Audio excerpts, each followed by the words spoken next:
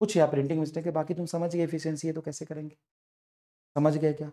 वैसे तो नॉर्मल जब कुछ ना लिखा हो एफिशिएंसी के बारे में तो इनपुट पावर आउटपुट पावर हम ये लिख सकते हैं, आई इनपुट वी इनपुट बराबर आई आउटपुट वी आउटपुट, ये लिख सकते हैं आइडियल केस में।